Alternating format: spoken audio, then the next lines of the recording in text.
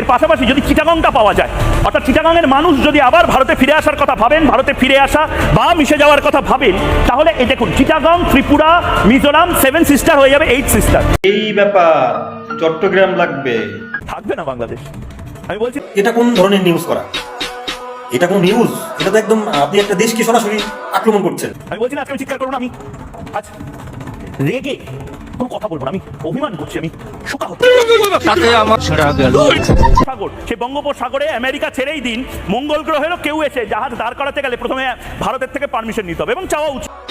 সমুদ্র আমাদের দেশের ভিতরে, আমাদের দেশের ভিতরে কে যাওয়া আসা করবে না করবে সেটা আমাদের দেশের সরকার আছে, আমাদের দেশের প্রশাসন আছে, তারা দেখবে। আপনারা তো মাথা ব্যথা চুলকানি কেন? ময়ূররঞ্জন বলছেন যে চট্টগ্রাম দখল করে নেওয়া হবে। ভারতের একজন নাগরিক হিসাবে আমি লজ্জিত যে এই ধরনের কথাবার্তা আমাদের দেশের মিডিয়া বলে, কোনো তথ্য প্রমাণ ছাড়া বাংলাদেশ সম্পর্কে মিথ্যে কথা বলে চলেছে। আমরা